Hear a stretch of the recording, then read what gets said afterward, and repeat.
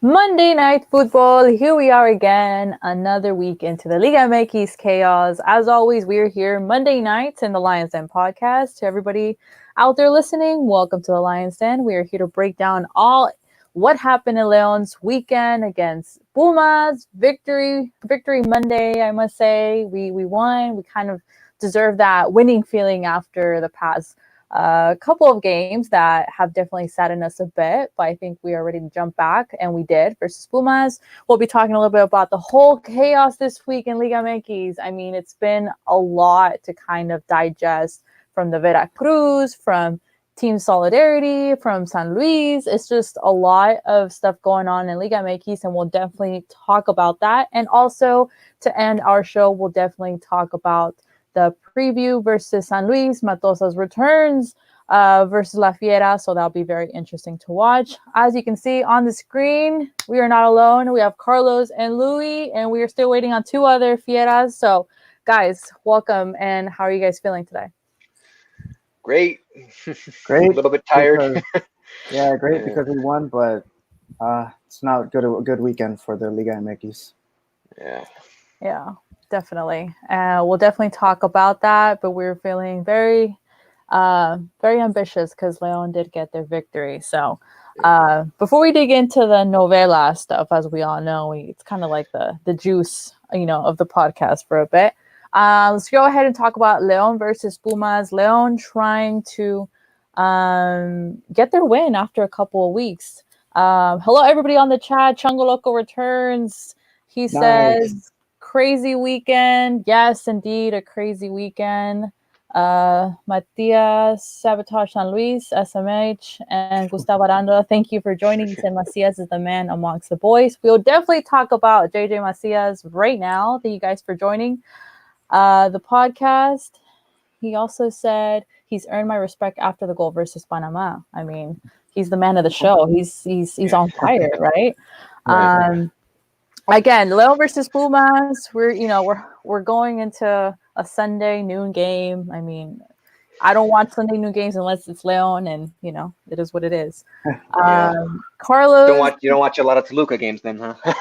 I did before because they were exciting. Now they kind of decline. It's like it's not even worth watching. No, it's not. Carlos, tell me about the team news prior to the Leon versus Pumas. Right. Let's see, what did I have on there? So there were 4 players out due to injury. We had Leo Ramos, Chapo Montes, obviously, who's out maybe a couple of weeks, maybe months. Andres Mosquera, who had I think it was a thigh injury. And Pedro Aquino, 4 potential starters that we could use. Yeah. And they were all out to injury. Also, we had Cota return to the goal finally after weeks of speculation and rumors that there was something going on with him and Coach Ambriz. Glad to hear it was nothing serious, but also glad to have him back on the goal. A lot of us were a little nervous with Yarbrough being there as opposed to Cota. It's just a different feel with Cota in there. Yeah, you feel more secure, Yeah. Also, last but not least, the absence of Luis Montes, probably the biggest story over the past week when it comes to Leon. We started Gian Meneses in that position, and I think he did all right. Mm-hmm. Yeah. Awesome. Good team news. Again, the lineup with Cota in goal. We had Navarro, Ramiro Tecillo, a center back duo, Jairo. Carlos just mentioned Meneses with the replacement of Montes in midfield with Ivan Rodriguez. We've had Campbell starting, which, guys, we kind of, needed Campbell to start because he really did deserve it. Men on the wing, and then we had Sosa and JJ. And I want to hear you guys because it kind of seemed like it was a 4-3-3, with Ivan and then Meneses and Campbell, and then up top it was like JJ was kind of moving towards the left side a bit, leaving Sosa up top. Are we agreeing? Yeah, I kind of felt that Campbell would be back in the starting lineup no matter what. Mm-hmm. I thought they might put him more directly in the role replacing Chapo, but it really wasn't the case. They put him back in and they let him do his thing, and they really put Meneses pretty much directly in that game management role, which I think, I think he likes to be a little bit freer, looking for his own offense, looking to make that pass, looking to get his shot, which he really hasn't much this season compared to last. But no, they put him pretty much directly into that game management role, and I think as Carlos said, I think he did pretty well. I think he's not as multifaceted or talented or versatile as Chapo. No one that could replace Chapo will be exactly what Chapo is. So I don't think Chapo can game manage and also look for his own offense.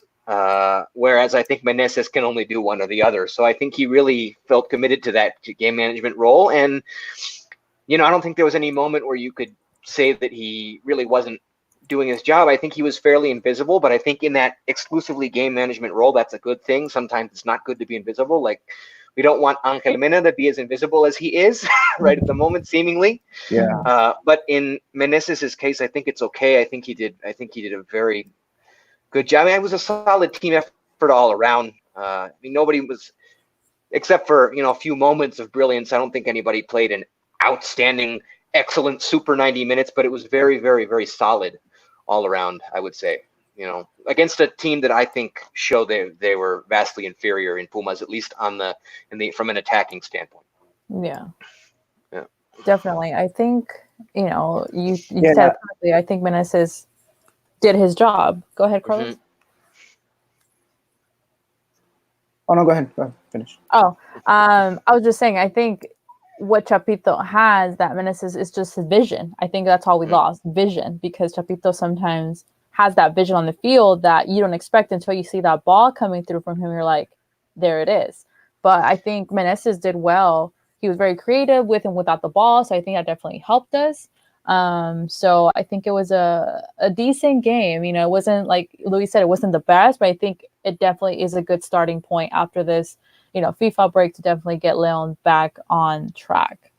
Well, I mean, I think they did their job against, like I say, inferior competition, which shouldn't really be news, except that they haven't been doing that. Yeah. They did not do that against Puebla. Mm-hmm.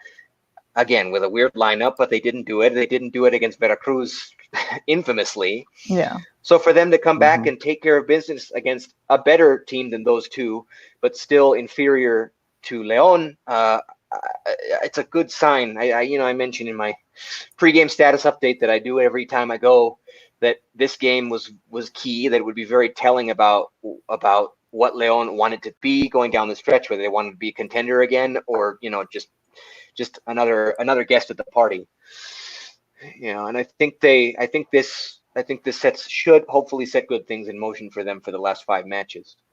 Yeah, I think it's interesting to note that Pumas did have the best defense in the league, right?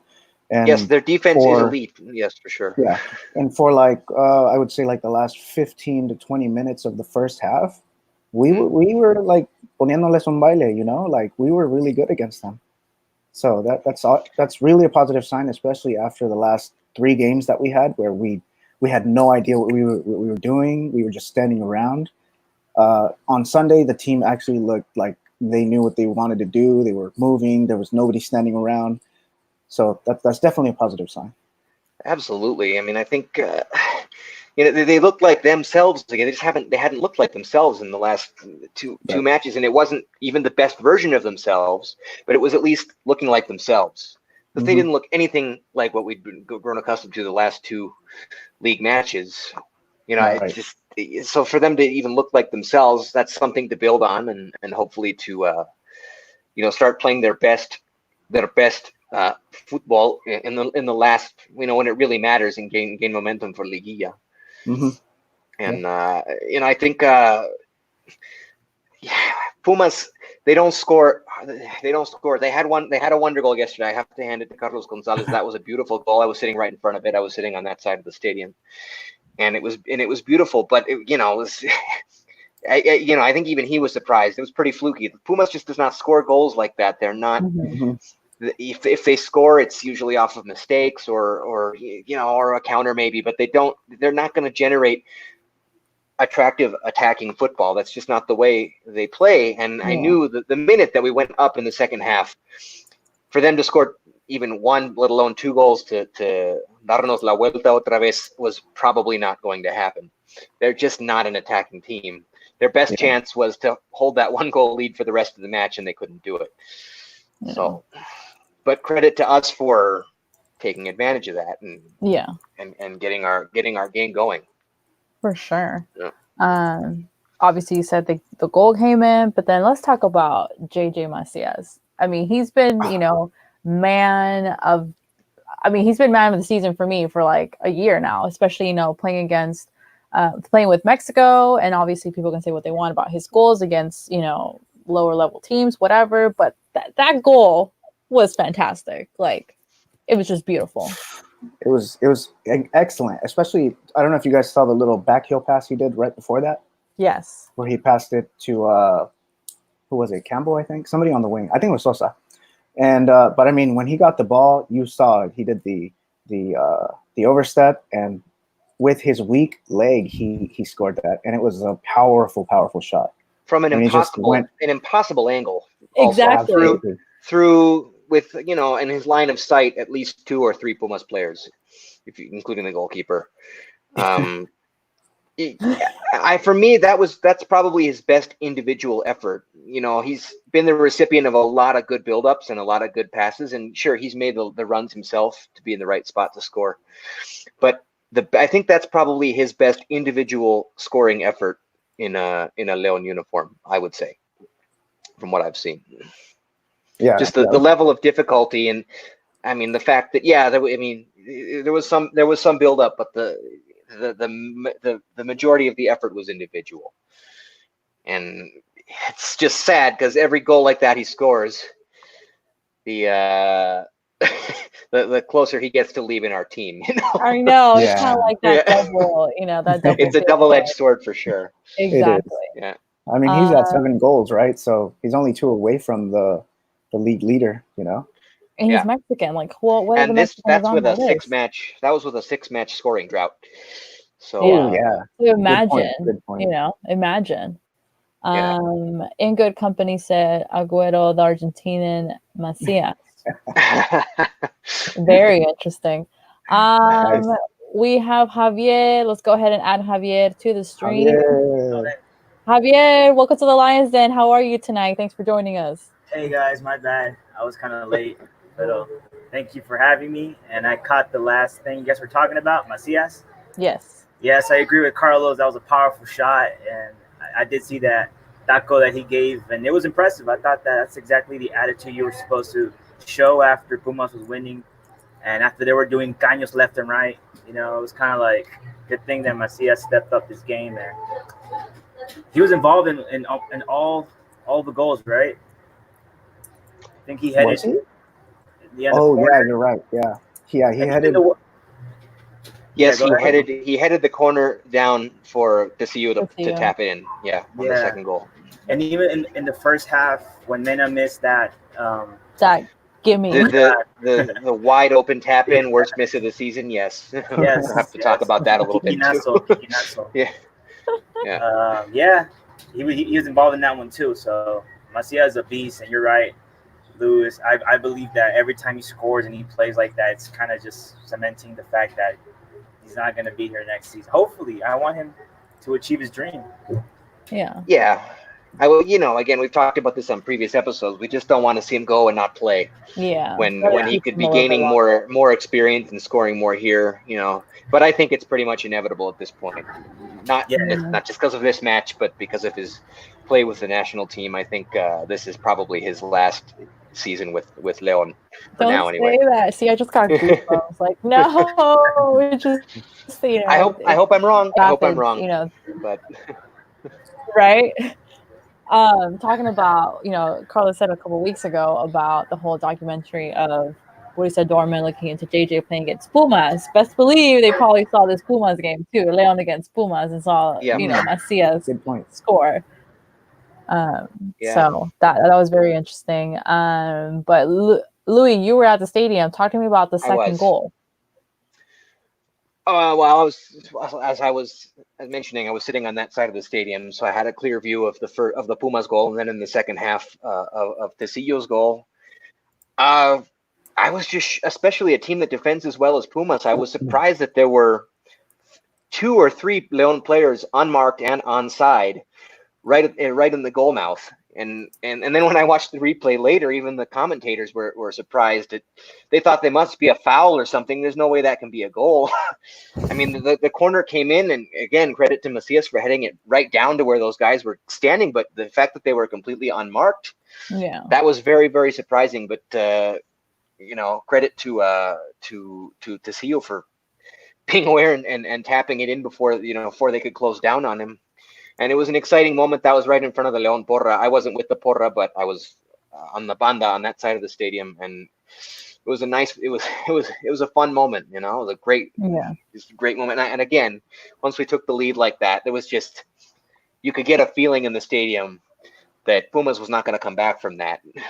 First of all, they're not an attacking team. Second of all, they're a team that in at least 5 years now, their fans are accustomed to not really playing for all that much, and for being disappointed leaving their own stadium. It was a pretty decent crowd too, it's always better to win a road game when there's a decent crowd. A lot of the Pumas fans are used to being disappointed, so often for a game like this against a team like Leon, there's not going to be a huge turnout, but there was a pretty good turnout. So it was a fun atmosphere, even though I don't particularly like watching football at that stadium, because it's I don't know. You're sitting on these concrete slabs and you're far from the pitch, and you're under the beating down sun. Luckily, it wasn't that hot of a day, but the sun was beating down mercilessly. My friends who I was with got badly sunburned. I knew to wear a jacket and a hat, and so that I would try to minimize the sunburn. But yeah, it was. It's a fun place to go in and win. That's for sure. And Definitely. what an end to a chaotic jornada. We'll get into that later, but what a great happy ending to a chaotic jornada.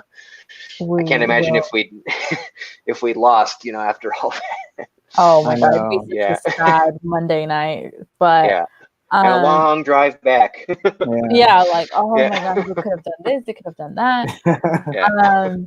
So talking about the whole game, I know we've said, it was a good performance. It was a solid performance. It wasn't the fantastic, awesome, performance that we've seen repeatedly, but at least we can say the team looked more balanced. I think we saw a difference between Jairo this game. He wasn't going up as much, so I think he was very, very cautious about that, because we've said it before how sometimes los ganan desprevenidos on the counterattack. Why? Because Navarrito and Jairo are all the way up, se tardan en regresar. So I think Jairo this game his attack was good. He helped, and I think he was just very cautious of not going too up front. I think some of that had to do with Mosquera's absence. Because Mosquera is a much, much faster center back than Ramiro Gonzalez is. And so, if Jairo goes too far forward and leaves Ramiro back there by himself, I mean, Tecillo's fast too, but having Ramiro in there leaves you much more exposed on counterattacks. So if you have too many defenders, if you have your outside backs too far forward and with Ramiro in there as opposed to Mosquera, I feel, then you set yourself up for a lot more danger. I have a feeling. I'm not in Ambriz's head, but I think that's probably why we saw Jairo play back a bit farther than normal. Yeah, I think it worked. I think what surprised me was Campbell coming off. So I was like, oh no, why at this point of the game? And I thought, is Nacho really just planning to just hold back? And I was just like what we said a couple episodes ago, that's not us, So to be surprised, that was my one little critique. I think so we score the go ahead goal, and then he immediately makes a defensive substitution, and then makes another one a little bit later. Part of it is he probably did not expect Pumas to threaten again, because their attack is so mild, shall we say. He probably thought he could just see the match out. But I don't know. I was a little wary of that. I'm like, no, just go with the guys you have and go for the jugular. Why take Macias out? Macias was very obviously upset by being subbed off. That's a minor talking point too. I'm sure he'll be fine. He's not going to hold a grudge over that, but he was very visibly upset to be taken off. And yeah, I mean, all the substitutions were defensive. Nice to see Osvaldo Rodriguez get his first league minutes, I think, of the season. Finally. When he came in, last season. I thought of Carlos. Like, he got trash minutes because you couldn't really like tell where he was at, coming back fresh into the game. But I'm glad he got back. At least we have someone else after the long list of injuries that we do have. It's good to know people are slowly recovering back. Javier, talk to me. How did you see the whole game? Was there anything that you wish Leon did better? What did they do right? No, I actually think, that, like I said, the first. We lost him. Javier, you're frozen. If you can hear us. Oh, he's frozen. Okay, we'll wait till he gets back. But all in all, I think it was a great victory. I think Leon is definitely on the right track to bounce back. Surprised John Cardona didn't sub in, right? I think that was one of my we said we hoped that he was going to get a chance, especially with Chapito being out, right? Yeah, we speculated that they might even just insert him in just as a direct replacement, which obviously did not happen. He didn't get any minutes at all. But again, I'm just a little disappointed that all the substitutions were defensive minded when you felt like you could really go for the jugular, as I said, on this one. Yeah, I think Ambris got to a point where he realized we haven't won in a few games. We really need to get this win. And I think that's why he made those defensive substitutions. And it was just risky. It's risky. It is, but like you have to get a win. It's been 3 games since your last win? Yeah.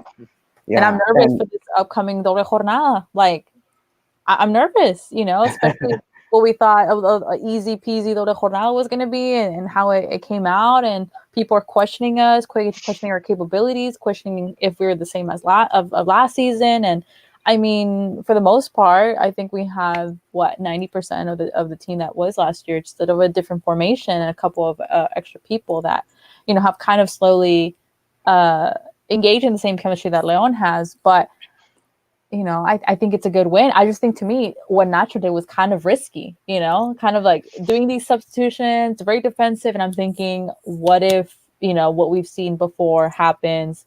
Quedan desprevenidos, like they pushed up too far up, and Leon, and then Pumas out of nowhere counterattacks them. Like that was what was making me nervous. Yeah, no, I think Carlos is right. I think he saw an opportunity to just, knowing the limited offensive capabilities of Pumas, he saw an opportunity to just put in Ochoa, put in Osfi, and shut that game down. Just kind of park the bus a little bit, which is not what we like to see or what we're best at. But I think he saw in this particular situation that he could see the game out that way. Again, we'd be talking a completely different game if Mena had made that tap in. We'd have been up. Assuming the CU goal. Well, we'd have been up 2-1 at the half. Yeah. And I don't know. I think that would have changed some things too. But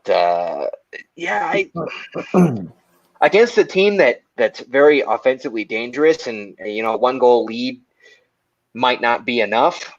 I don't think you would see those substitutions. Yeah. But it worked. It worked for this one time at least.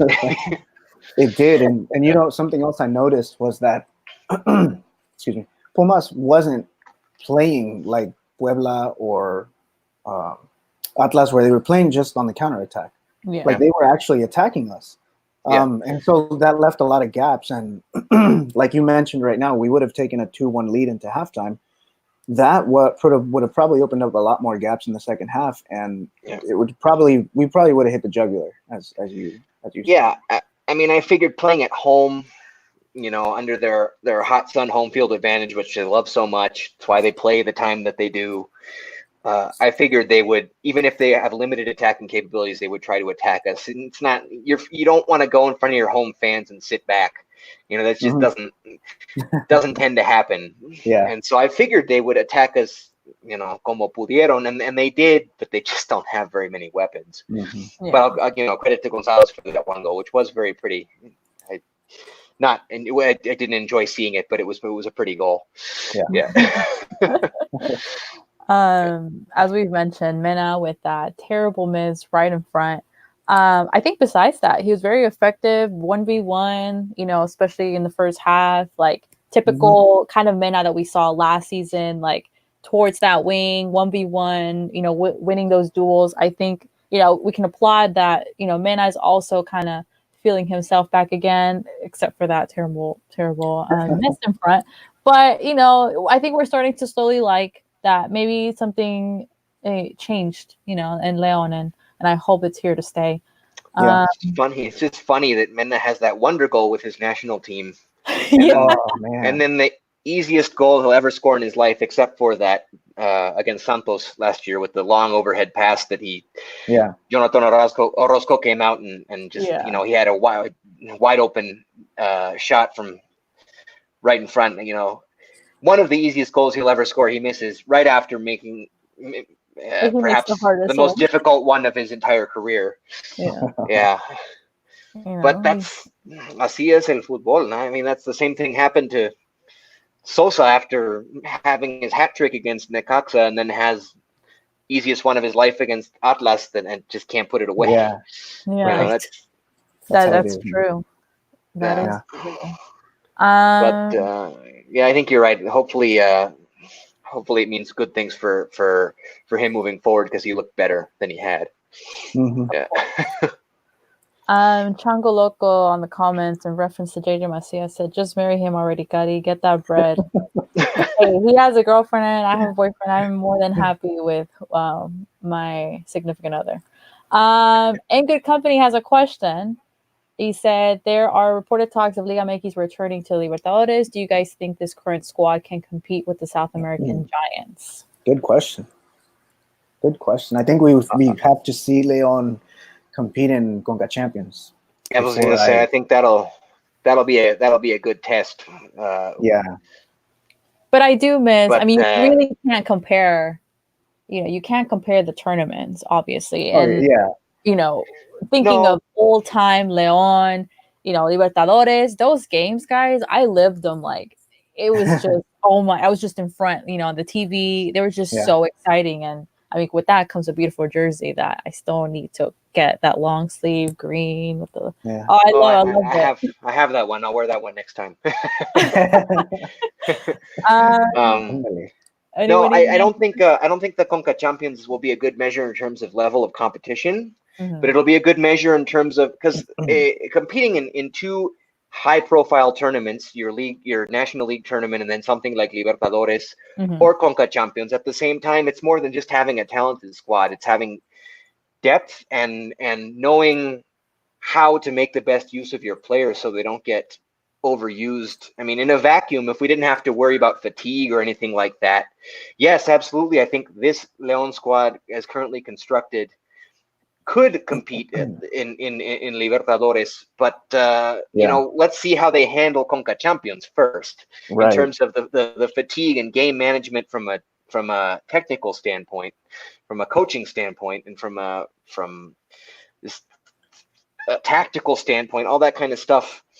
I think this team could play if they only had one game a week in South America, I think they could probably compete very, very well. But juggling that with their own league tournament, we'll see. That's why I think the Conca Champions will be a good measure, not because of the level of competition, but also the longer travel distances.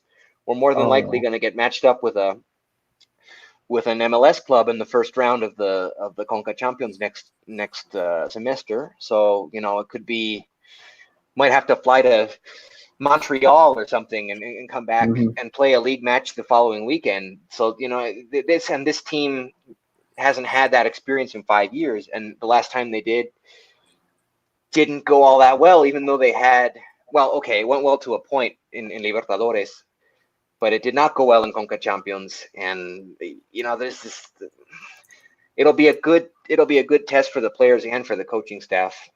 Hopefully it will be mostly the same team that it is now, so that they'll get to the team that got them to that point will have an opportunity to fight for it. But we'll have to see. I think I hope they do. I would love to. I did not get the opportunity to see any Libertadores matches when they were in it, so I hope they do return so that I have that opportunity. Maybe even travel to. Well, I would love to go to Argentina or Brazil or something for a Libertadores match. That would be in the Maracanã. That would be great.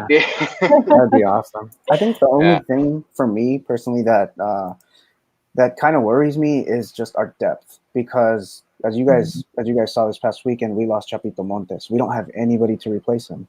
God forbid something happens to him in Libertadores or while we're in that tournament. Like, who do we start? We don't have that depth.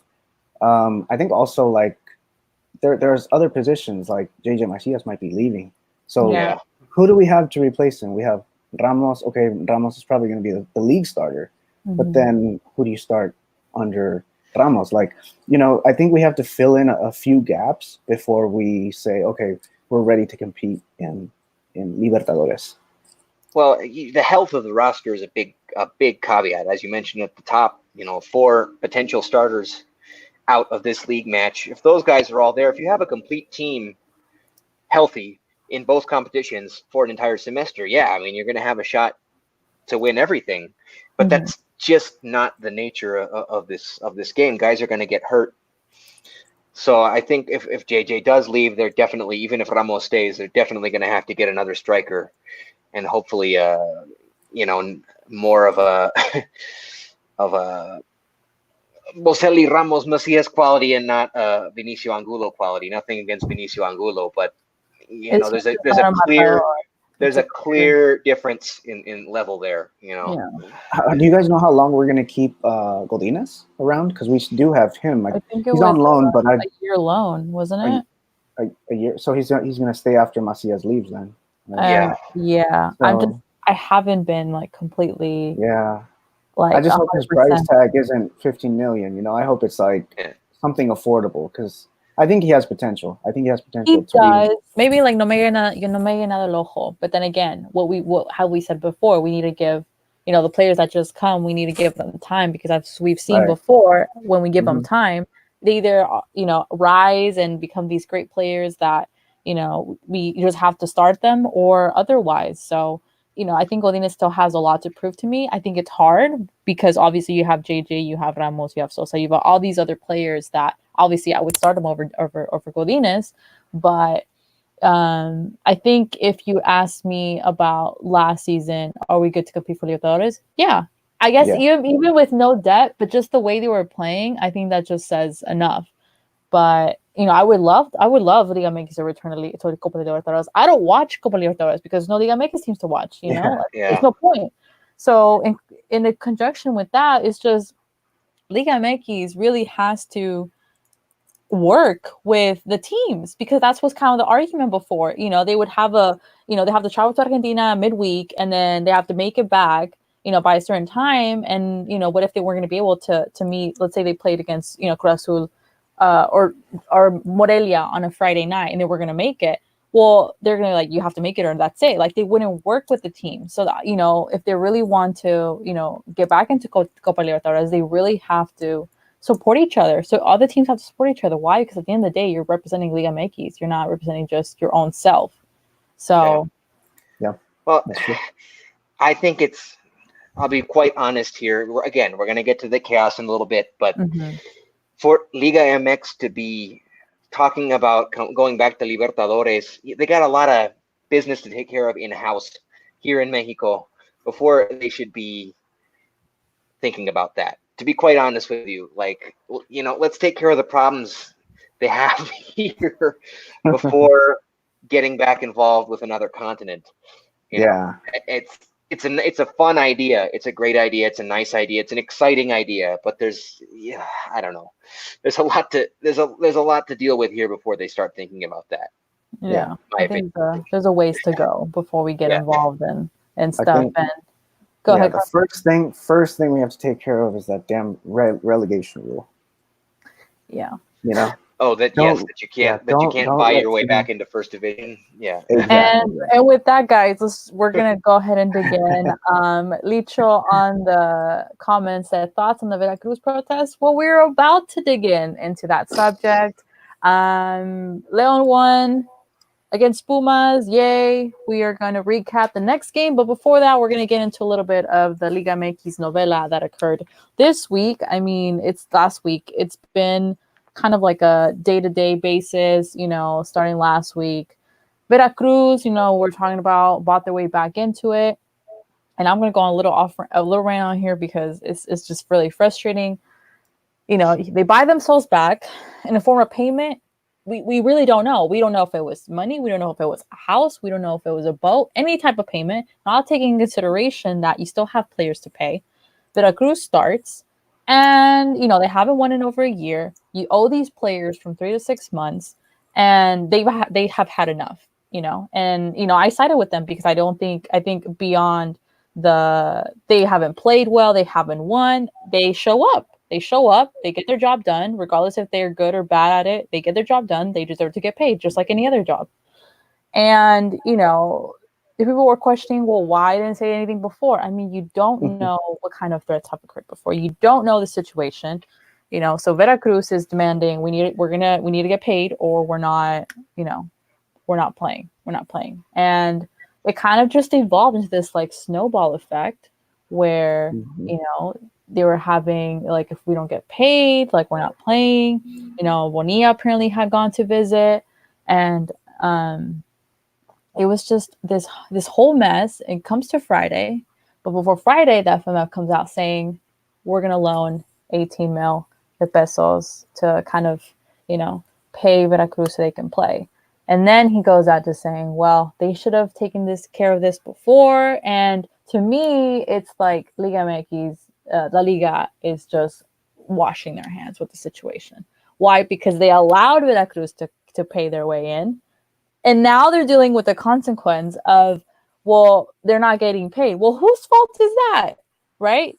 You would think they'd have all the documentation of all the contracts of all their players legitimized, like, okay. But obviously now we know the existence of the doble contratos, and it's just a hot mess. And come Friday against Tigres, Veracruz does, before that, the Asociación de Jugadores, come and, together. And Veracruz did not play for 4 minutes. Tigres wasn't supposed to play for 4 minutes. And that's where the miscommunication comes. To some people, it's like, well, Tigres, and I've seen a couple of comments like, oh, well, Tigres, like, they didn't know, blah, blah, blah. You're on the field. Obviously, if you see the other team not playing, then why score on them? Like, do you not understand the situation? To me, it's just solidarity, right? Yeah. If you see Jurado, which is he's the Veracruz goalkeeper, Sebastián Jurado, who is the best player on that team by a large margin and the biggest competitor on that team by a large margin. Well, I don't know. I'm not going to say they don't have competitors on that team, but he's a fierce competitor. And the only reason that it hasn't even been worse than it has for Veracruz in the last year is because they have a really good competitor and talented goalkeeper. And he's standing still. He doesn't want to. He wants to stop everything coming his way, but he's standing still. Yeah. They're obviously not competing. I was much more what's the word, hesitant to defend them as fiercely as you did, Cuddy. But even when it got to that point, it was like, okay, obviously they're not playing. If you're gonna go and score anyway, that's just crass, petty, and spiteful, and there's no reason for it. And I lambast Tuca Ferretti for allowing, I don't think even just allowing, but instructing his team to do that. That because that's the kind of relentless. Son soberbios. That's the kind of relentless money bag teams. They don't care. Yeah. They don't care. Yeah. Tuca Ferretti came out saying like, oh, like, we didn't know, like all we knew was a minute via text messages. If you cared, you would get a clear understanding. You guys are on the field. If Tigres thought maybe it was just a minute, and they kept playing, they saw their team, you're on the field with the other players. You can be like, hey, are we still doing a minute? 4 minutes? 4 minutes? Okay, cool. It's not like they were on two different ends of the field. They were all in the field. Easy communications. You let each other know, and that's it. Yeah. It's not like it's not like the players from opposing teams don't jabber, talk to each other on the field in other circumstances. They do it the entire game. No, at that point it was, and then it just made Tigres look all the worse when many other teams, León and Pumas included, did their minute of solidarity. Right. Very well communicated. Neither team played for a full minute, and then they were both on their way at exactly the same moment. So when all the other teams did that, it just made Tigres look like. As we were discussing in our chats, all the pent up dislike that's been building for the last however long for Tigres, right. Now it has completely come to a head. yeah. Like I mentioned to you guys, I think all Liga MX fans have this bottled up hatred for Tigres that everyone just let out after Friday night. That was the tipping point. You know what I mean? You have people who go for the big teams like the Chivas, Cruz Azules, who always bash on Tigres fans, calling them chiquitines and stuff like that. Mm-hmm. And all of that was let out on social media. Even reporters this thing went worldwide. It was on ESPN, guys. My friend who lives in Boston, he does not watch soccer at all. He texted me and he said, "Dude, what happened?" Because he knows I watch the Mexican Soccer League. So he's like, "Dude, what happened in the Mexican Soccer League? What happened?" Because he heard about it. It was the top story on ESPN. Yeah, so I was making headlines for all the wrong reasons. This is a bad look. That was my reaction. I was like, this is a bad look.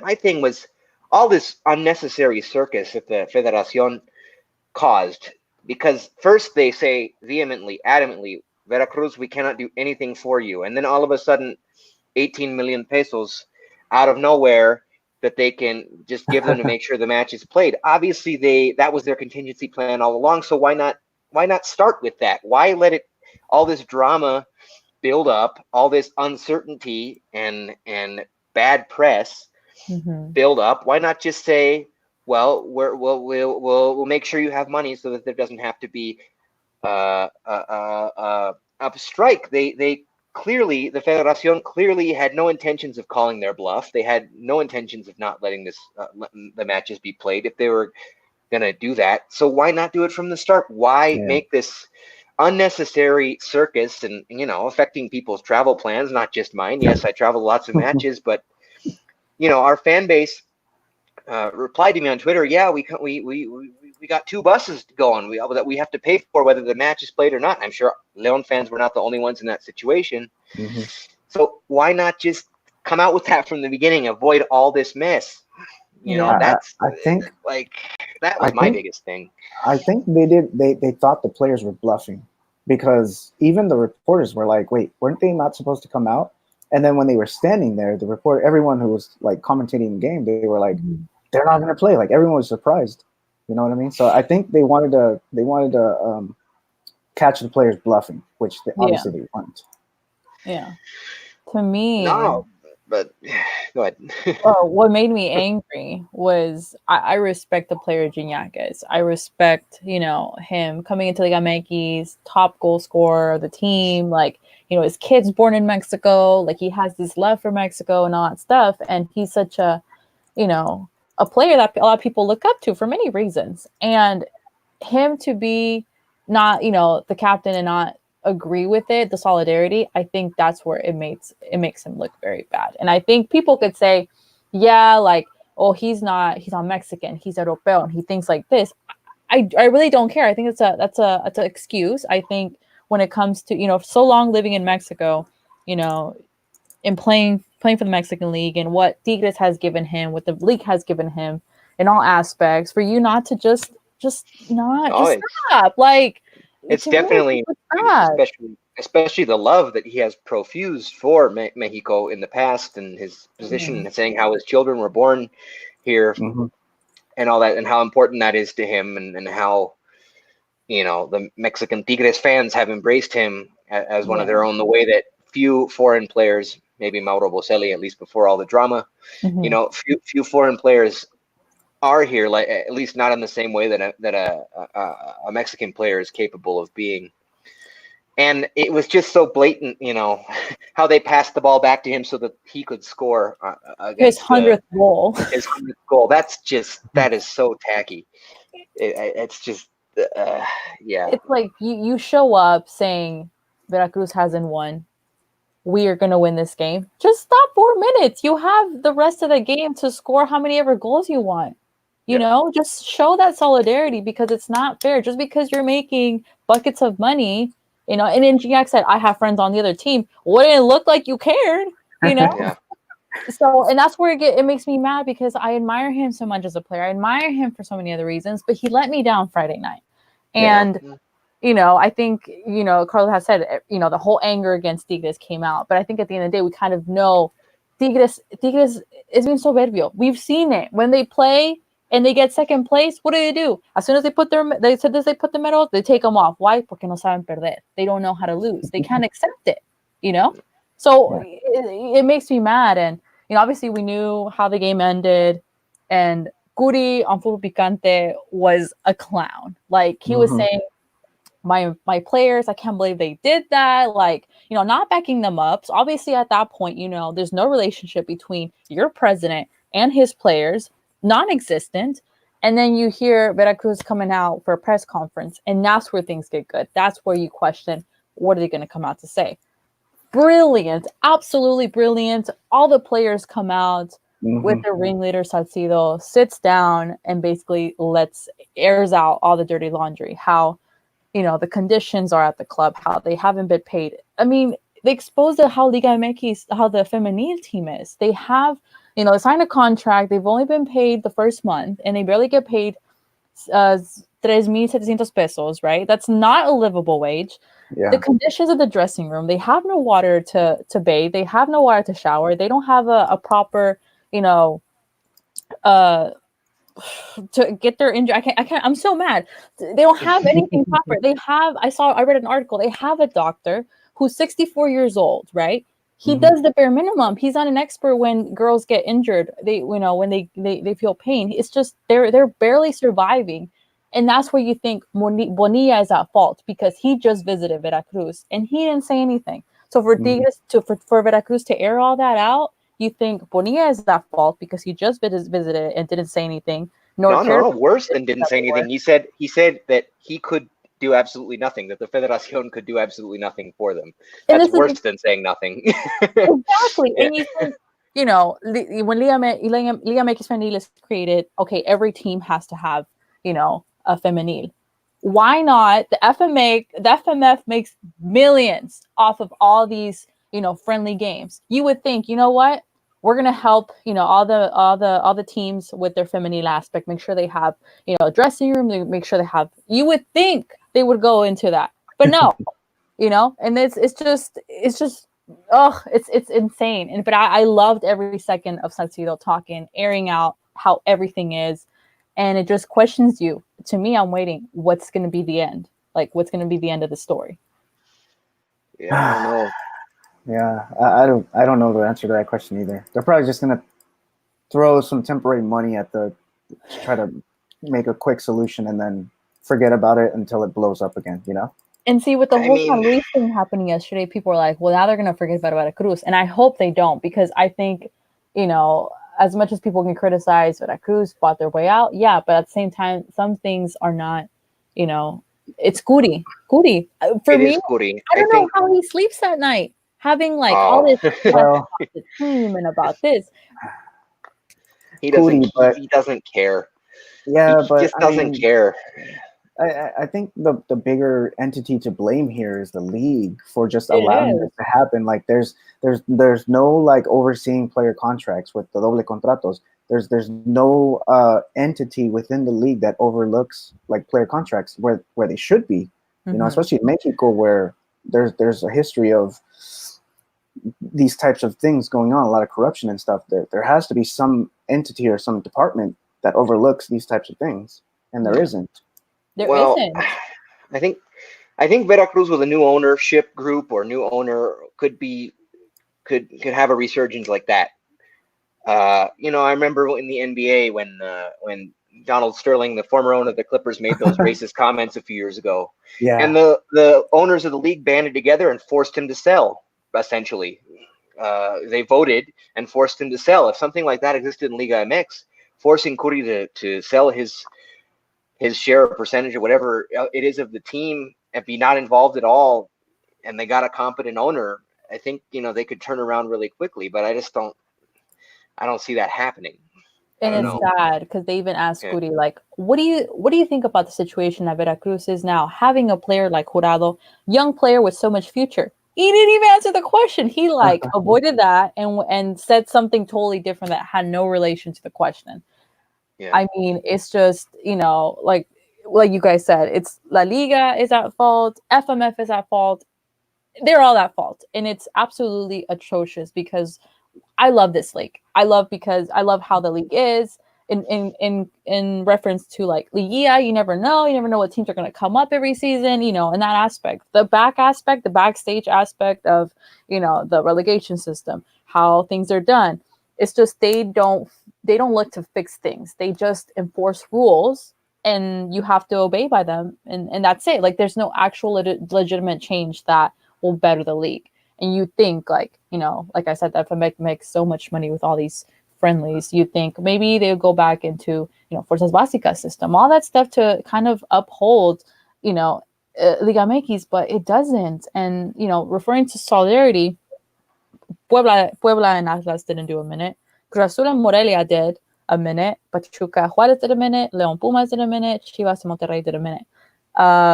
Necaxa America didn't. Why? Because Hugo Gonzalez confirmed that Necaxa wanted to do the minute and America didn't. Again, money back teams. Like, what is up with their soberbia? Like, I can't relate. Well, but Monterrey did it. They're the richest team in the league. But, so but the thing is, like, Louis, maybe I'm wrong for the connotation that some teams have with the type of people, but Tigres, we know how they are. America, we know how they are. Monterrey, it's pasable. If you compare Monterrey and Tigres se creen la última Coca-Cola del desierto. Like, it is what it is. Monterrey is still like, they no se creen los mejores. Humility, right? Yeah, they're more humble to. Well, they have. Like I don't think that's by choice. I think they've been forced into that just by how many finals they've lost in the last few years and how many finals they've lost on their home pitch. And compared to how expensive their roster is, I think nobody would take them seriously if they acted the way that America and Tigres do. But I don't think it's by choice. I don't know. I could also be wrong, but that's my perspective. It's just it's insane how. And then, I really hope we don't forget about the whole Veracruz situation. I mean, I every day I'm like, so what's new about this Veracruz? Because I think, again, we don't know where it's going to end up at, we've heard, Socio has stated, like, players are getting kicked out of, apartments or houses or kids' schools because they haven't been able to pay. And then you think about, it's not just the players. So you think about a whole club. Like, there's people managing, other stadium workers. Yeah. Everything. And I think someone were like sleeping inside under the stands. Yeah. I mean, and then from a fan point of view, there was a couple of interviews that they did in Full Picante from the fans, and I understand where they're coming from. I paid a ticket. I come every Sunday. Every Friday, like whenever they play at home, like I expect them to, play out there. What they did was embarrassing. Yes, and I think that the players at some point should have said, kind of gave them a heads up, in a way like, hey, we're not going to play Friday. If you want to come. If not, So I get from a fan's point of view, they were frustrated because they saw their team out there not playing, and some of the fans were like, well, how are they expected to get the wage they want if they don't play? It's kind of like, come on, guys, look at the bigger picture. Like, there's so much more in depth that we don't know. And that's where Salcido, like, definitely hit it on point with, revealing the conditions that the club is at. And I mean, everybody's at fault. So it's really terrible to hear what Veracruz situation is. Yeah. San Luis Chaos, guys. Oh man. Yeah. Just to top it off, right? Yeah. Just to top off the weekend. Oh, and we didn't even talk about the Ascenso match canceled for the violence in Culiacan. Oh my god. Dude. Yeah. That kicked off the jornada. And then Pretty there was much. Yeah. Cruz business, and then the riña in San Luis, which is a stadium I've actually never been to. Mm-hmm. Uh-huh. But it seems like maybe some of their fans aren't ready to be a Primera División team yet. Although I think it was supposedly it was the right? Querétaro Porra that started it. Yeah. But just nasty business. Yeah, this is, if any of our Porra members are listening, I know some of them, and they're all very, very good people. Nothing against them. But if anyone asks me why I don't sit with them when I go to the matches, it's for reasons like this. I have no interest in making the match about my own thirst for violence and that way of watching soccer. That's just not my thing. And I've never been involved in anything like that, thankfully. Really, there've been a couple of close calls, but there's just no place. There's no place for that, and especially after everything that happened, to have that finish off the week. That was the second to the last match of the jornada. To have that as a epilogue to all this drama was just a bad look. It was just a really, really bad look. It was bad, and I saw some videos of, I don't know if you guys watched them, it was also on social media, of Querétaro fans like chanting with like chants, the porra chants, chants, like pretty much like inciting violence or just like saying bad things about Atletico fans. And when you're losing a game like this, like that's not what it should lead to. I don't know if you guys remember, but when León played in Querétaro, it also kind of they also kind of started throwing things into the field, and there was a lighter that actually hit Diaz Price in the nose, and he started bleeding. So I don't know, like, what do you guys think the league should do? Well, I will say that the Querétaro Porra has a penchant for nastiness. They are one of the nastiest porras in Mexican soccer. I've been hearing that. I maybe it's generations of frustration not having won anything ever, but or they won one Copa. Yeah. But aside from that, I don't know. Maybe it's just they're so rabid because most of the people in Querétaro don't even support Gallos. They support America or Cruz Azul, and I don't know what it is.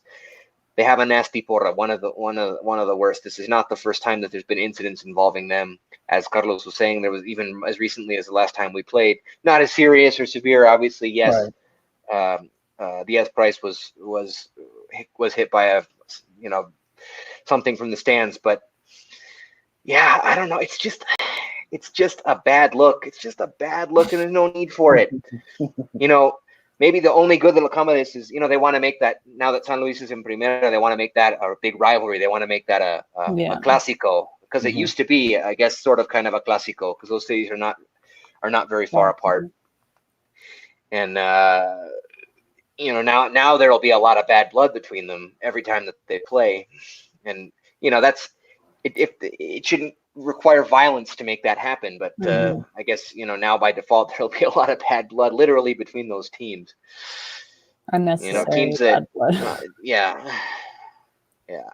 And now I don't know if you guys heard this, but they're saying that the next San Luis home game, because they're expecting their stadium to be vetado, that the next San Luis home game against America could be played in León. I heard that. They're gonna come and destroy our stuff. They're gonna come and I'm not a big fan of it, because I don't want to see them destroy our stadium. And also, since the team is famously not the owner of that stadium, they won't get any money for that. Yeah. That's true. I think it'll be interesting to see what will happen. I'm pretty sure San Luis will not be able to play, at least for the next home game, in their own stadium. I would be shocked if they do. Yeah. But I think it's more mañas de la FMF. They don't want to, if they really wanted to do something about the right thing, they would have the match played a puerta cerrada, you know. Yeah. But they don't want to lose money, so they prefer to move it to a stadium where they can sell tickets. Yeah, but ¿De qué les sirve make all this money if they can't even do anything with it, anything useful Yeah. with it? You know? yeah, I don't know. I mean, Oh my moving the game is one thing, but I don't know if you guys saw the reports, but there were more fans of Querétaro than were expected at San Luis. So Yeah. somehow they're getting their hands on more tickets than are reserved for the visiting team. So Yeah. moving the game, is that going to actually help? Like Querétaro's not that far from León. So Yeah, it's like what, 2-3 No, but hours? they're talking about having the next home game for San Luis, which is against America. Oh, okay. Yeah, that one they're gonna No, I don't even think they've said what's going to happen with the suspended match. They suspended it with something like 6 minutes to go, or I don't remember how much. I mean, to me, they shouldn't play. I mean, it is what it is now. Like, yeah, I just think keep it it's like just that. over now. Yeah. Yeah. Yeah, but I was looking at I don't know if they added the points for Querétaro on the table, because I was checking and it just said match abandoned, and it didn't reflect in the standings. So I don't know, maybe that's changed since the last time I looked. Yeah, But, I think maybe they're just waiting to make a decision on what the consequences are going to be for either team. You know? Yeah. Yeah, that's what I'm thinking. Sticky, ugly situation. Yeah, that's very ugly. Terrible. Yeah. I mean, Let's hope it doesn't happen again. Yeah, I hope it doesn't. We're gonna close that segment. We'll probably come back to it if something occurs before we move on. We have to because our next opponent Yeah, is exactly. San Luis. Yeah. Before we dig into the preview, I'm just gonna quickly go over the scoreboards from this past weekend. Atlas won versus Puebla 1-0. We obviously know Tigres won 3-1 against Veracruz. Santos 4-1 against Xolos. Morelia winning at Cruz Azul, which is fantastic, 3-2. Juarez beating Pachuca. I was watching some of that game. Juarez just looked better. Like, it was a good game. That's a good result in the table too. Definitely.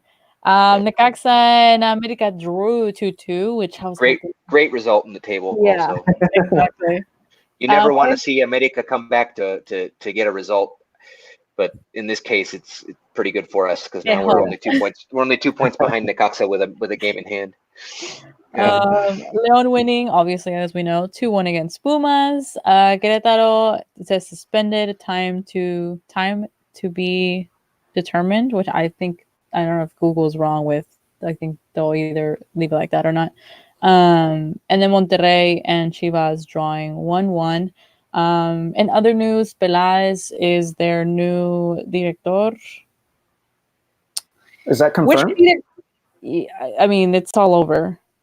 Yeah, it's all. But did Chivas make an official? I think Amauri tweeted something. Okay. Yeah, because I saw rumors and stuff on social media, but I didn't want to, Yeah. I don't even know Amauri's Twitter handle. I don't expect that to make much of a difference. Maybe you guys think differently, but I think really? it's a double thing. I think in a way Chivas needs structure to a certain extent. Peláez has done, efficiently with the teams he has. I originally questioned the money aspect, because obviously we knew when Peláez llegó a Cruz Azul, we knew, he splurged on first season on all these Liga MX established players, and then he brought out these other players. The thing but they just haven't had any sustained success because of it. I know that there's many reasons for that, but I don't know. Well, and I agree. It's up in the air. But I think in a way, are we going to see Chivas' identity get lost because they have, I think when I think Chivas, I think Mexican team. When I think of Chivas, I think their Fuerzas Básicas and how they push players through the Fuerzas Básicas. With Peláez, is he going to embrace that, or he's just going to be like, okay, what's the check? Write me a check for this amount. I need Vela, I need Chicha, I need this and this and that players. Like, to me, that's where things kind of get distorted and think, what is Peláez thinking to do with this Chivas? No, I don't think he nor any other front office executive is going to have success with Chivas if they only want to sign checks and bring in players. It's just when you can only field Mexican players, it's too hard to build an entire team that way. So he's going to have to take the cantera seriously, which it hasn't been taken seriously in far too long for them to have had any sustained success, in my opinion. Yeah. Antena is unexpiring. I saw watch that game versus Monterrey. It was boring. Chivas has no inspiration. Like, you think Chivas needs to win back to back to back to back in order to be in a position to get Liguilla. Oh, they have to win all the rest of their games. Yesterday. And then I'm still hopeful. He's like, well, mathematically, we're still in it. If they win every single one of their games, they will get Yeah. to 26. 26 is usually the magic number, but there's one extra jornada this season. Yeah. So now it's probably closer to 27. Yeah.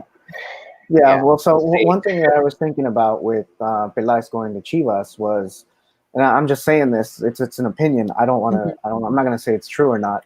But JJ Macías and his return to Chivas, could they put him in a situation where you have this charismatic guy who has a really good track record, right? Can he possibly lure in JJ Macías back to Chivas? Maybe, just maybe. Don't. Maybe, anything's possible, but I think the chances of that happening are very slim. I don't think he'll go to Europe before he goes back to Chivas. That's my prediction. Okay. Yeah. I mean, because it is, part of that is because it would. Part of that is because I think you both agree the idea of that is simply disgusting. I do not want to see that happen at all, and I don't think you guys do either. It really is. So part of that is my own wishful thinking, but I also think it is incredibly unlikely. Something tells me JJ doesn't want that either. Like, as much as he loves Chivas, I think if he thinks, logically, the situation that Chivas is in León, and we said it before. Remember, Carlos, on a couple of podcasts, is JJ Macías the solution to Chivas? I don't think so. I don't think.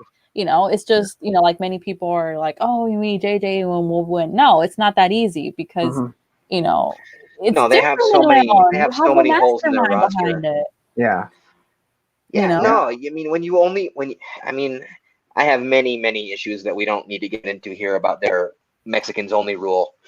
I think, I'm not going to get into it, but I'm just going to say that having that rule limits them in a lot of ways that they can't function the same way that other teams do. And they have to take their cantera seriously. They cannot just buy play. They're not going to be able to buy enough good players, Mexican players. The best Mexican players go to Europe. And Chivas has, some of them have passed through Chivas first, but they don't stay long enough to make Chivas campeón. The good ones have gone to Europe before that ever can happen. And, or aside from a couple of years ago, that which I feel was rather fluky. But they're just going forward. When every other team can field players from anywhere they want, they just can't. They can't build a team the same way that other teams do. So I think no matter what, Peláez has a tall task, a difficult job ahead of him. And frankly, I can't stand Chivas, so I hope he doesn't do a very good job. There you go, guys, from Louis. Yeah. Let's hope he doesn't bring in Macías, No, that would be the worst. That'd be the worst. That'd be like a nightmare. Like, I'd wake up, be like, hold up, that didn't happen, right? Like, speaking of Macías, we did have a question from In Good Company. I don't know if I was gonna go for it. First, let me say Javier has some technical difficulty. He said, "Hey guys, just here showing some love support. Thanks, Javier. Sorry about your technical difficulties." And as Carlos mentioned, In Good Company has an interesting question. In more depressing news, we always talk about Macías leaving to Europe, but should we consider the possibility of Ambriz making the same move? Break my He heart. did say it was a goal of his, right? No, his big dream is to coach the Mexican national team. I don't know about a European club move. I will say it's very rare. I mean, you can count on one hand, I think, the number of Mexican managers who have done that. Argentinian managers do that all the time. They're very migratory, it seems. Coach all over the place. Mexican managers, I mean, aside from Hugo Sanchez, I can't think of another one that has. Right. Now, coaching a national team, whether it's Mexico or another national team, that I could see. I see that more as a more likely move for him if he does move on from León. Right. But coaching a European club, I don't know. I'm not saying it's impossible, but I don't think that's very likely. I don't know. Just because there's very little precedent for it. Yeah, I mean, he did mention, I think, this past offseason that he had an offer from, like, I think second division in Europe somewhere. He didn't mention like the team or anything, but he said the offer was on the table, but he declined it. Now, I think it's noteworthy to mention that he did sign an extension with Leon. Personally, I think he finishes off that extension before he thinks about any potential move to Europe. And not only that, but I think that if he's thinking about a potential move to Europe, he has to have an incredible run with Leon so that he can become noticed. Like, he has to have a really good Conca Champions. He has to have the next 2 to 3 league titles or runner-up. So he has to have a really good track record in order to make that jump, in my opinion.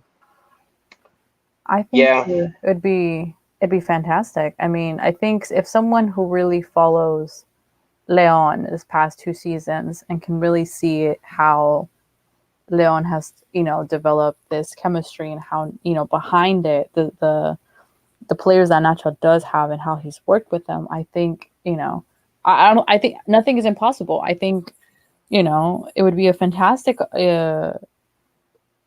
opportunity for him, and you never know. I think it's a possibility. I think I'd be very sad because I think besides, Matosas, I think it's a coach that I have admired and have loved because of the things he has done for us, and I would wish him the very best. I think anything is possible, and if that's his next move, then why not?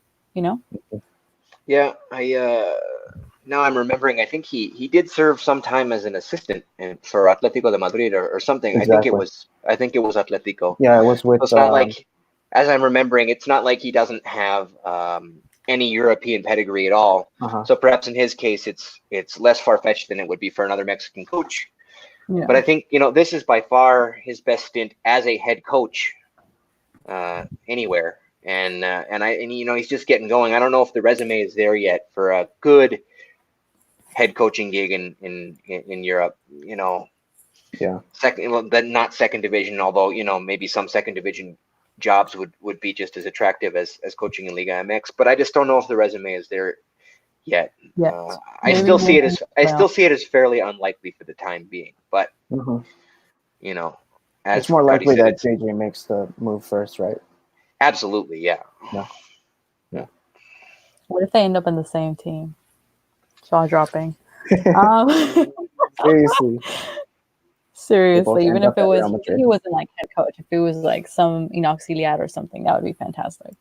Yeah. And another assistant coaching gig in Europe, that could certainly happen. And I'll bet if it's a big club or something, he might take that. Yeah. Okay, heading into Leon versus San Luis. We have someone on the chat. Hello, guys. Hello. Welcome to the Lions Den. Thanks for joining us. Okay, so it'll be a very interesting game. Why? Because Matosas returns to El Estadio. Obviously, like Luis said, we have San Luis. A just chaotic scenario that happened last night. Louis, talk to me. What are your thoughts about this game? Like, are you like intrigued? Or are you just like, oh my God, San Luis? It'll be nice. It'll be nice to see Matosas on the pitch again. I remember when he came back, both with Atlas and with actually, I don't know if he ever played, if they ever came to Leon when he was with America, but I remember distinctly when he came back with Atlas and how emotional it was, and the players all lined up, and the players who were here when he was here, they all lined up and gave him a big hug. Obviously, only Chapo, Yarbrough, and Navarro, and Nacho, of course, are left on the roster from that era. That'll be interesting. But once the match starts, he's just the opposing coach. Once that happens, I don't care about the nostalgic element anymore. We need to get the win, and I think this is a very, very potentially dangerous match. Dangerous in both aspects? Is that what you're telling me? No, not. I don't expect any crowd violence. No, dangerous in terms of a trap game, because San Luis is coming from that chaotic game where they got, before the match had to be suspended, they were getting handily beaten at home by a superior Querétaro side. I don't think San Luis has a very good team. I don't think since Poncho Sosa was fired, I think it showed a lot of unrest and perhaps a lack of professionalism in the institution. Mhm. And I think that I don't think their roster is very talented. I couldn't name you one player off the top of my head on their roster right now that scares me, but those are the kind of matches that have given us problems. Mm-hmm. When you don't know what you're going to expect from them, and they're a less talented roster, and playing in León. I think if we were playing as the away team, I would be less worried, honestly. Yeah. But it's the home games that we have where we really needed to be on top of our game that they've disappointed. And maybe the emotional factor with Matosas coming back could play into San Luis's hands too. Mm-hmm. I don't know. I'm a little worried. They could go out there, take care of their business, and make me eat all of my words right now. But right at the moment, it's these matches that on paper we should dominate that are the ones that have been tough. Yeah. So I'm a little bit worried for that reason primarily. Yeah. I don't think it worries me that much. No? Given that San Luis has lost 3 of their last 5. It's not that worrying to me. They've had some really, really bad losses with Matosas as the head coach. I think they were in a much better position, and just dynamically as a team, they were a lot better with Sosa on the bench. But it doesn't worry me a lot. The only thing that kind of does worry me is when you bring up the fact that we've been just terrible against teams that we're supposed to beat. Yeah. That's probably the most worrying part. But I think, athletically, at home too. At home, for some reason, at home, it's been a problem. Especially at home. Yeah, but I think just athletically, position by position, I think we have the upper hand, and I think we should be able to. Oh, absolutely, yeah. No, roster-wise, again, like I said, there's not a single player. I could not name you off the top of my head one player that scares me. One player that we have to watch out for in any position on that San Luis roster. They just don't have a very good roster. They started off the season looking promising, like a lot of us in teams just coming from the Ascenso do. Then they get scouted, then they get exposed. And like you say, that has certainly happened in the last few matches with San Luis. They should not have any business coming in here and competing with us, but those matches are worrisome, or they're concerned. I'm not gonna go out and say I'm actively worried, but concerned maybe is a better word. Concerned that we're gonna play down to them like we did to Veracruz and Atlas. Although Atlas has shown that they're probably better than we gave them credit for when they came in. Yeah, that's true. Definitely. But yeah. I hope they don't sit back either. Yeah, I hope they don't just sit back. Push forward, be creative, look for the holes, look for ways to exploit. Don't just wait for the opportunity. Yeah, like it's going to come automatically, because I seriously hope they don't do that. Yeah, I think I agree with you. I think with you guys, I think on paper it should be a pretty easy game. I still have an easy feeling just because it's San Luis. It's not the top contenders currently, and we've known how that situation has been the last couple of jornadas, but I think it'll be a comfortable win. Honestly, I think the lineup would be the same unless you guys would change something. No, I mean, I might change the substitution pattern, at least depending on how the game is going. Minute 60, whatever. Yeah. But I don't know about the substitutions, but I would stick with the same starting lineup for sure. Same. Yeah. Same. Yeah, I wouldn't. Yeah. Don't fix something that's not broken. It worked. It worked well against Pumas, and and maybe as if Meneses is going to be in that role moving forward, it'll be nice to see him get more comfortable, to give him some continuity there. Yeah. And then maybe he can bring even another element, another dynamic to it than what we saw on Sunday. Mm-hmm. Definitely. But you have to give him the continuity. You have to show trust in him for that to happen, I think. So I hope they stick with the same starting lineup. Yeah. For sure. I think it's a powerful one. Campbell, as we know, he does so much offensively, defensively that, to me, it's just when Campbell's on, I'm comfortable with it.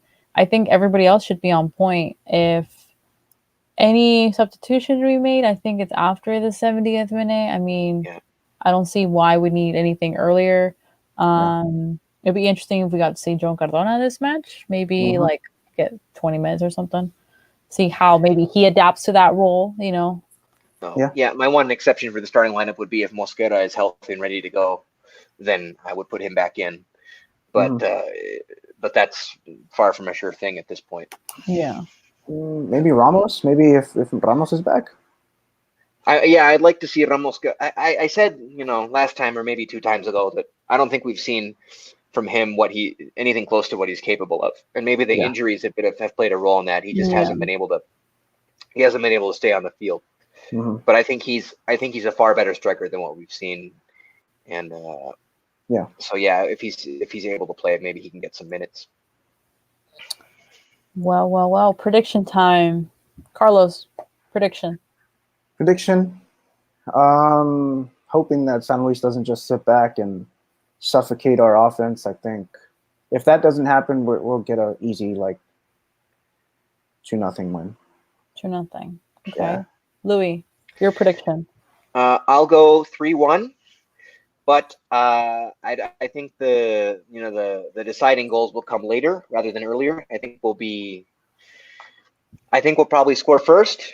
I think San Luis might tie it up, and then I think we'll pull away in the second half, but it won't be, and it'll look like an easy result on paper, but it won't necessarily have felt like that. I think something like the Juarez game, something along those lines.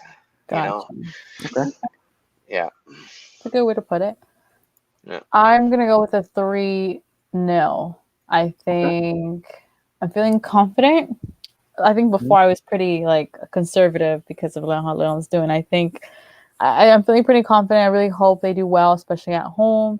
It's against San Luis. They don't have much to offer. Very uninspiring football. It's sad because it's Matosas, but I think it just goes beyond that. It's not his fault. He doesn't have much talent to work with.